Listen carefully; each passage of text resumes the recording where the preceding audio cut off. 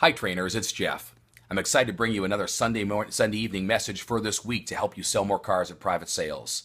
Feel free to share this message with those you're trading this week, because my message this week is about courageous leadership and how courageous leaders take imperfect opportunities and they create success.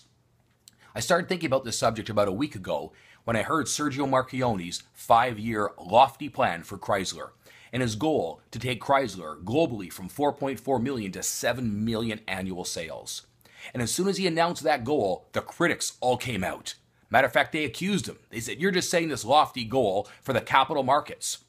And at their criticism, share price dropped 12%. So what did Sergio do? He bought 130,000 shares, as did the chairman. He said no. He looked those reporters in the eyes and said, "I did not set that goal for capital markets." And Sergio's exact words were, "The house needs direction." Courageous leadership. What he was effectively saying is, no, the opportunities aren't perfect, but I've taken this company from hell to be a major contender in North America and a contender globally the last 5 years. You give me 5 more, and I'll take my 3 Blackberries, my 7-day-a-week work habit, my 14 hours a day. I'll throw my heart over the bar, and I'll take this company where no one else thinks it can go. And when a courageous leader takes imperfect opportunities and sets a vision and makes a statement like that, all the critics, all those people who punch a clock for a living, they either run and hide or they criticize. Now, I was thinking back about 2 weeks ago, some of you know my friend John Maxwell had a Latin American Leader Summit in West Palm Beach, and he invited me down for the day. And he had 7 leaders there that represent and influence directly 15.5 million people in Latin America. And he was challenging them to bring transformation to their countries. At the end, he asked me to speak as a business owner, someone who had supported what he'd done in Guatemala and was supporting other initiatives of his. And I walked the room and looked at those men and women that influenced 15.5 million people, and I pointed at my friend John Maxwell. I said, "Ladies and gentlemen, let me tell you what I respect about this man."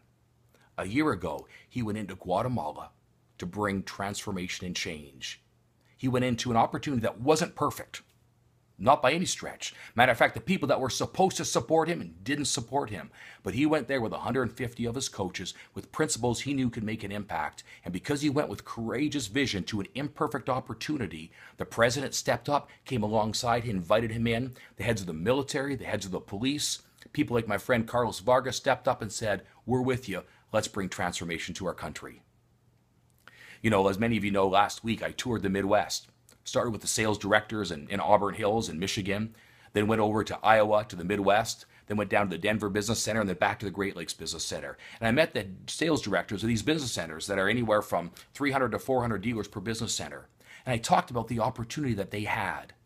I talked about how this was, in my opinion, the golden age of new car sales, that the market was growing, that their brand was growing, that they had the best product ever, but it wasn't perfect. Their dealerships aren't perfect. Their product's not perfect, though it's pretty darn good. The supply isn't perfect. There's going to be supplier issues and rail car issues and inventory allocation issues. But if they hire absolute results, we'll come to their dealership, take those imperfect opportunities, and help them sell cars. Matter of fact, I shared an analogy with them. I said, "Let me tell you what my trainers look like." I said, "You've all seen Joe Verdi, dark blue suit, white shirt, red tie. They'll walk into your dealerships looking like Joe Verdi, but wearing work boots and carrying a shovel. And for 3 days, they'll be the hardest working people in your dealership, and they will model what you wish your salespeople and your sales managers would model, and they'll live it, breathe it, sleep it, eat it, drink it for 72 hours in your stores." So my friends, we have a big job to do. In Canada, we need to increase appointments by 20% and increase sales by 12%. In America, where dealers are having us for the first time or the second or third time, we need to prove to them that our process and appointment-driven culture will elevate, activate, and engage their dealers and their customers and help them sell cars. We've got a job to do. So just like Sergio Marchionne, putting out that courageous statement and then putting his work ethic behind it and his belief, where he says, "I believe in the brand and I believe in the opportunity." Just like my friend John Maxwell, who said, "I believe in who I am and I believe in these people and I believe in their ability to bring change."